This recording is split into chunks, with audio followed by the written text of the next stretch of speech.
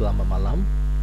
Kita akan lanjutkan materi dari teori portofolio dan investasi. Kita akan membahas yang namanya tentang bab 4 dan bab 5, yaitu adalah return yang diharapkan dan risiko dari sebuah portofolio ya.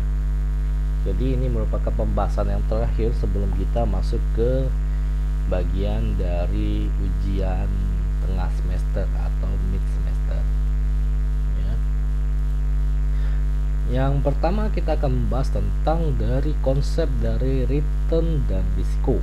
Nah, return merupakan salah satu faktor yang memotivasi untuk seorang investor agar dapat berinvestasi dan juga merupakan imbalan bagi investor atas keberaniannya dalam menanggung risiko atas investasi yang telah dilakukannya.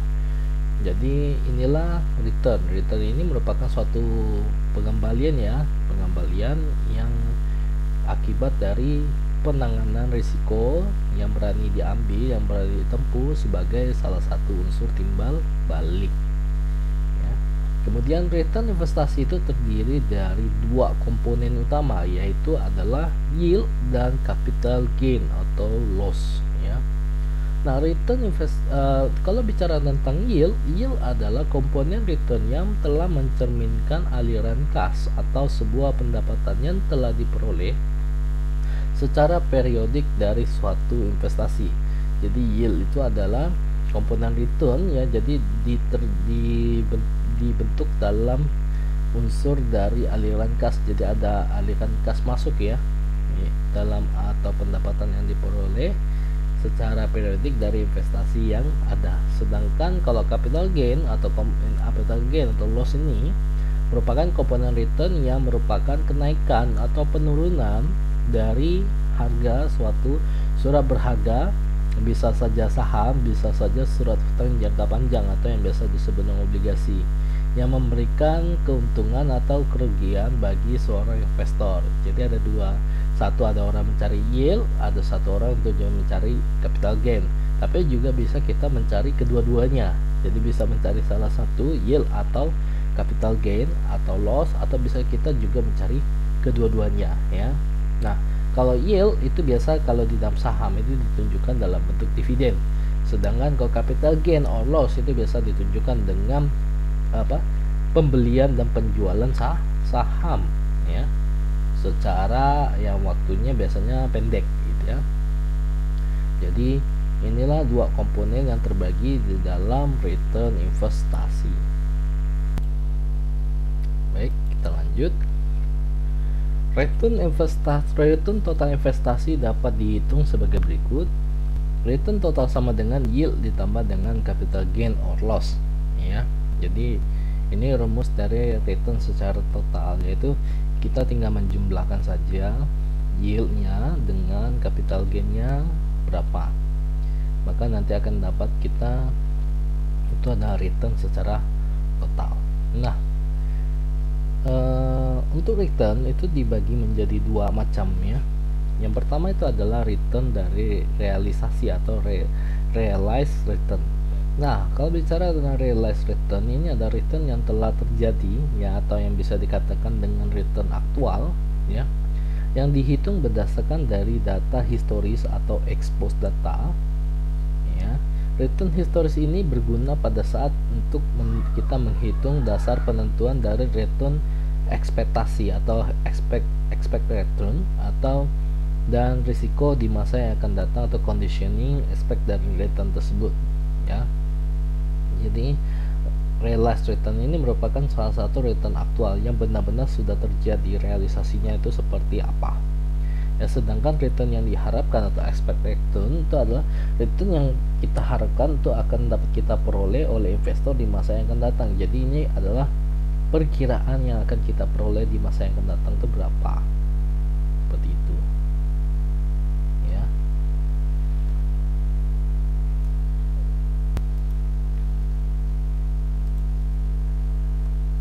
Nah, berikutnya kita akan bahas tentang konsep return dan risiko. Berbeda dengan return realisasi yang bersifat sudah terjadi atau exposed data ini, Return yang diharapkan ini merupakan hasil dari estimasi sehingga sifatnya belum terjadi atau ex ante data.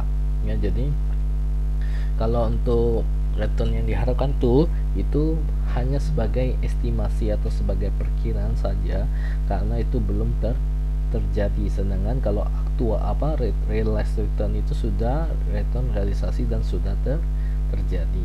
Nah, sedangkan ada satu lagi yang namanya return yang dipersyaratkan atau required return. Nah, required return ini adalah return yang diperoleh secara historis yang merupakan tingkat return minimal ya. Jadi itu adalah batas paling bawah, batas terendah. Return yang diharapkan itu berapa? Dikehendaki oleh investor berdasarkan dari preferensi yang sifatnya subjektif dari investor terhadap dengan risiko. Jadi ada realized return, kemudian ada expected return, dan juga ada required return ya. Jadi ada return yang sudah terjadi itu realized return, atau expected return itu return yang kita harapkan itu berapa, dan juga ada required return. Required return adalah return minimal ya. Nah, risiko merupakan kemungkinan terjadinya perbedaan antara return aktual yang diterima dengan return yang diharapkan ya. Jadi risiko itu merupakan salah satu kemungkinan yang muncul akibat dari perbedaan antara return aktual yang telah kita terima dengan return yang telah kita harapkan. Nah, semakin besar kemungkinan perbedaannya, maka semakin besar juga dari risiko investasi tersebut. Jadi semakin kita melihat ada perbedaan yang ada kesenjangan yang terlalu jauh, maka risiko itu akan timbul juga dalam bentuk yang sangat besar. Nah, beberapa sumber risiko yang mempengaruhi dari risiko investasi ya. Jadi ada beberapa sumber risiko investasi yang terjadi, itu adalah risiko dari suku bunga ya, kemudian ada risiko finansial, kemudian ada risiko pasar, kemudian ada risiko likuiditas, kemudian ada risiko inflasi, kemudian ada risiko nilai tukar mata uang, risiko bisnis, dan risiko negara atau country risk. Nah, kalau bicara tentang risiko dari suku bunga, kalau risiko suku bunga berarti ada penurunan aktivitas dari suku bunga yang menyebabkan nilai bunga itu menjadi menurun. Jadi orang itu akan perlahan-lahan itu akan berstop melakukan investasi ya. Biasanya kecenderungan dari penurunan bunga ini juga akan disebabkan juga dengan nilai bunga kredit juga akan turun ya. Jadi nanti nilai bunga kredit juga akan naik ya, akan pelan-pelan akan naik karena penyebaran untuk pencarian pendapatan bagi bank mereka akan juga jadi cukup besar dalam situ. Kemudian ada risiko finansial. Nah, ini ada risiko dari keuangan ya. Jadi dilihat lagi dari performa keuangan perusahaan itu seperti apa ya. Apalagi kalau di dalam perusahaan itu mereka beroperasional secara terus-menerus setiap hari ya. Ketersediaan uang tunai dalam perusahaan mereka juga menjadi penentu salah satu risiko finansial tersebut. Nah, kalau untuk risiko pasar, ini risiko pasar yang berkaitan dengan aktivitas dari pemasaran dari suatu produk itu sendiri ya. Jadi adanya sepi dari pelanggan ya, bisa jadi. Kemudian ada daya beli itu menurun sehingga orang cenderung untuk tidak membeli ya. Ini juga menjadi bagian di dalam risiko pasar. Kemudian risiko dari likuiditas. Risiko dari likuiditas berarti kita berbicara terhadap performa dari aset yang dihadapkan dengan kewajibannya itu seperti apa ya. Performa dari aset dalam menutupi kewajibannya itu seperti apa ya. Itu adalah risiko dari likuiditas ya. Jadi kalau asetnya semakin kecil tapi kewajibannya itu banyak ya, maka itu akan berdampak pada risiko dari likuiditas itu sendiri. Nah, risiko dari inflasi berarti risiko ini muncul akibat adanya tingkat impor yang sangat tinggi dibandingkan dengan tingkat ekspor. ya, tingkat ekspornya jauh lebih rendah dibandingkan dengan tingkat impor, ya. Jadi akan menimbulkan risiko dari kenaikan inflasi. Kemudian ada risiko dari nilai tukar mata uang yang berpengaruh terhadap negara lain seperti dari Amerika Serikat, itu menggunakan US dollar. Kemudian ada menggunakan SGD atau Singapore dollar, atau juga bisa menggunakan yen dari Jepang, ya. Jadi banyak-banyak hal yang bisa dilihat di dalam risiko nilai tukar mata uang yang berkaitan dengan suatu negara lain. Kemudian juga ada yang namanya risiko bisnis. Nah, risiko bisnis ini ya berkaitan dengan apa? Berkaitan dengan performa dari bisnis tersebut, ya. Performa dari bisnis tersebut. Jikalau performanya lagi jelek, maka akan timbul yang namanya risiko bisnis, ya. Apalagi ketika ada project baru, di dalam project tersebut apakah kita akan berani untuk menginvestasikan atau tidak, itu juga salah satu bagian dari risiko bisnis, ya. Kemudian ada juga yang namanya risiko negara atau country risk, itu yang berkaitan dengan biasa dengan stabilitas politik, ya, di dalam suatu negara. Juga kayak sekarang yang jadi problem dan ancaman sekarang itu adalah masalah undang-undang baru yang tentang berkaitan dengan peraturan tenaga kerja itu, ya, yang sempat telah disahkan sama DPR, terus memicu banyak konflik, ya. Jadi banyak kontranya di situ daripada pro-nya, ya. Itu juga menjadi masalah atau risiko dari negara.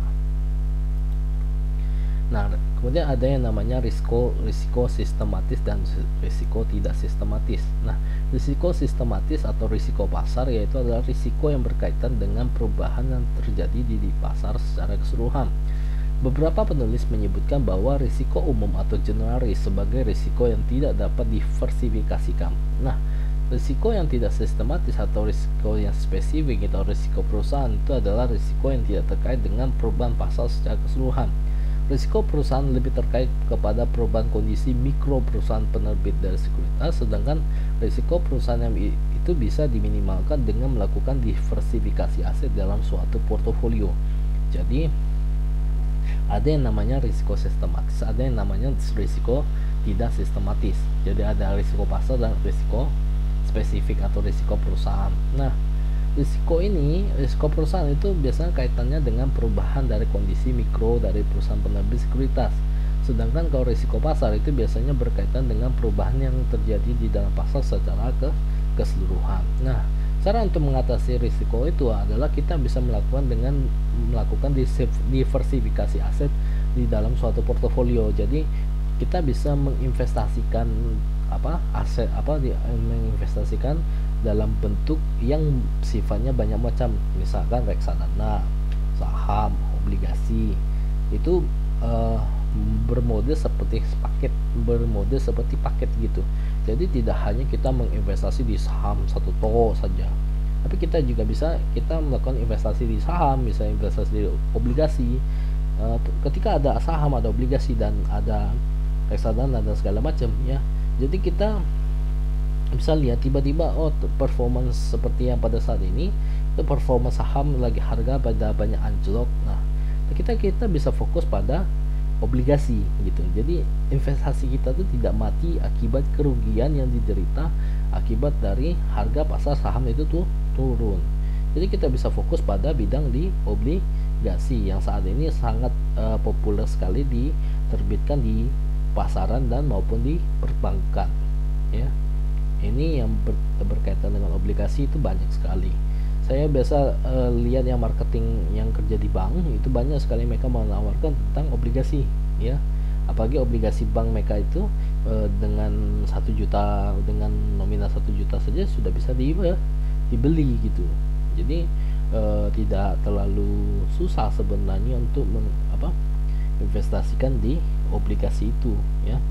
Jadi menurut saya obligasi juga menjadi salah satu prioritas dalam investasi juga untuk saat ini gitu, ya.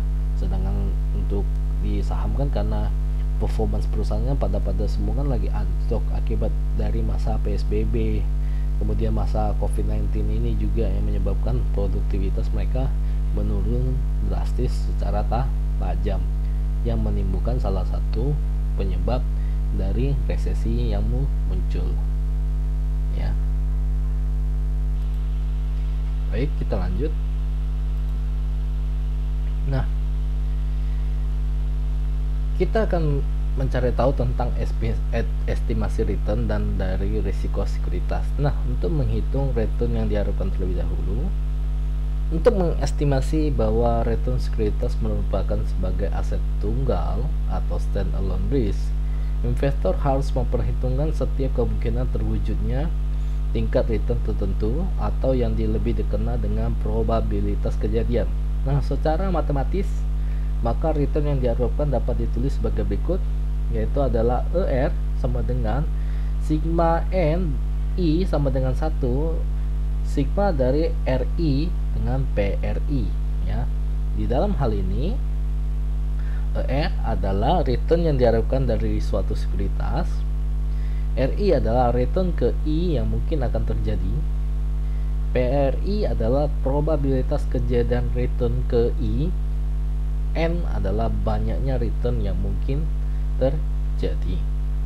Jadi rumusnya adalah IR sama dengan sigma dari N, I sama dengan 1 sigma RI PRI, ya. Dimana di dalam hal ini IR adalah return yang diharapkan dari suatu sekuritas, RI sama dengan return ke I yang mungkin akan terjadi, PRI adalah probabilitas kejadian return ke I, kemudian N adalah banyaknya return yang mungkin akan terjadi. Contoh soal untuk menghitung return yang diharapkan. Sekuritas MNC memiliki skenario kondisi ekonomi seperti di dalam tabel di bawah ini. Berikut terlampir distribusi probabilitas sekuritas MNC. Ada kondisi ekonomi, yaitu kondisi ekonomi kuat, itu probabilitasnya 0,3 dengan return 0,2. Kondisi ekonomi sedang itu ada probabilitas 0,4 dan return 0,15. Dan kondisi ekonomi resesi probabilitas 0,3 dan return 0,1. Nah, untuk perhitungan return yang diharapkan dari sekuritas MNC berdasarkan tabel yang di distribusi probabilitas ini, kita bisa hitung dengan rumus sebelumnya seperti berikut. ER sama dengan 0,3 dikali dengan 0,2 tambah 0,4 dikali dengan 0,15 tambah 0,3 dikalikan dengan 0,1. Hasilnya ER sama dengan 0,15. Jadi return yang diharapkan dari sekuritas MNC adalah 0,15. Ya. Inilah jawaban dari contoh soal untuk menghitung return yang diharapkan.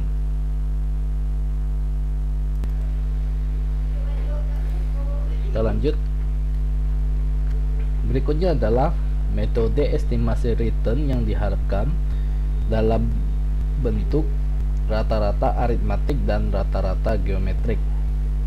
Nah, estimasi return yang diharapkan bisa kita lakukan dengan perhitungan rata-rata return baik secara aritmatik atau arithmetic mean dan rata-rata geometrik atau geometric mean. Nah, dua metode yang dapat dipakai, yang pertama adalah tentang arithmetic mean atau rata-rata aritmatik. Arithmetic mean adalah lebih baik dipakai untuk menghitung nilai rata-rata aliran return yang tidak bersifat kumulatif. Sedangkan rata-rata geometri atau geometric mean itu sebaiknya dipakai untuk menghitung tingkat perubahan aliran return pada periode yang bersifat serial atau kumulatif, misalkan 5 tahun atau 10 tahun berturut-turut. Jadi penggunaan dari rata-rata aritmatik dan rata-rata geometrik ini acuannya adalah penggunaan nilai hitung rata-ratanya. Kalau tidak kumulatif kita pakai arithmetic mean, tapi kalau dia kumulatif, artinya kumulatif itu berlanjutan terus, ya, itu kita bisa pakai geometric mean, ya. Jadi kalau tidak kumulatif, kalau dia tidak kumulatif artinya dia ada fluktuatif, itu kita menggunakan arithmetic mean, lebih enak. Sedangkan kalau kita pakai geometrik itu dia berakumulatif dari awal sampai dengan akhir, ya. Kedua metode tersebut dapat kita pergunakan untuk menghitung suatu rangkaian aliran return dalam suatu periode tertentu, misalkan return suatu aset selama 5 tahun atau 10 tahun berturut-turut ya. Contoh, ini ada contoh soal ya. Nah, aset Leona selama 5 tahun memberikan return berturut-turut sebagai berikut. Tahun 2015 returnnya adalah 15,25, tahun 2016 adalah 20,35, tahun 2017 adalah minus 17,50, tahun 2018 adalah minus 10,75, tahun 2019 adalah 15,40 ya. Kita akan menghitung terlebih dahulu adalah return aritmatiknya ya. Kita belum hitung yang ini ya,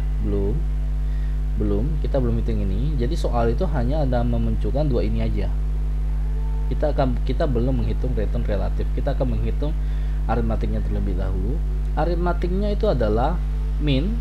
Ini min ya, artinya x bar atau yang biasa disebut dengan min ya. Ini ada x bar. X bar sama dengan 15,25 ditambah 20,35 dikurang 17,50 dikurang 10,75 ditambah 15,40 dibagi dengan 5. 5 ini kita peroleh dari karena ada 5 tahun. Jadi returnnya itu menjadi pembilang, kita jumlahkan semua. Yang positif kita ketemu positif dijumlahkan, kalau ketemu negatif berarti kita kurangi ya. 15,25 tambah 20,35 dikurang 17,50 dikurangi 10,75 ditambah 15,40 dibagi 5 ya, dapatlah x bar sama dengan 22,75 dibagi dengan 5 sama dengan 4,55%. Jadi return arithmetic mean-nya adalah 4,55%. Sedangkan kalau geometrik, kalau untuk return geometrik atau geometric mean, kita akan menghitung yang namanya return relatif atau 1 plus R, di mana cara mencarinya adalah 1 ditambahkan dengan nilai returnnya. 1 plus nilai return ya, nanti dikali-kali dikurangi dengan 1. Akarkan di angker pangkat n ya, ini angker pangkat n ya. Yang karena n-nya adalah 5, jadi kita tulis 5 di sini. Jadi 5 ini bukan sifatnya mati ya. Jadi sifatnya ini adalah n ya, n. Jadi berapa lama, ada berapa banyak tahunnya, karena dia kebetulan ada 5 tahun, jadi dia angker pangkat angker pangkat 5 ya. Jadi kita akan menghitung return relatifnya adalah 1 plus 0,1525. Jadi ini kita semua desimalkan terlebih dahulu ya. Ini semua kita desimalkan terlebih dahulu, karena ini kan sebenarnya kan persentase. Jadi kita desimalkan terlebih dahulu. 1 tambah 0,1525 dikali 1 tambah 0,2035 dikali 1 dikurangi 0,17,5 0,1750 dikali 1 dikurangi 0,1075 dikali 1 ditambah 0,1540 ya.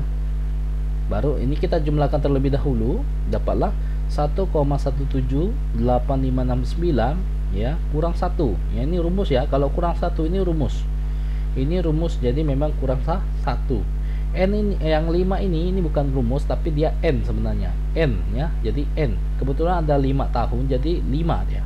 Jadi 1,178569 akar pangkatkan 5 kurangi 1 ya. Jadi geometriknya sama dengan 1,0334 kurang 1.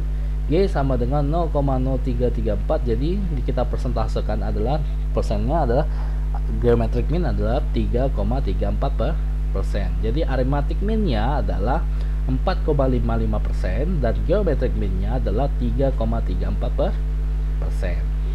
ya.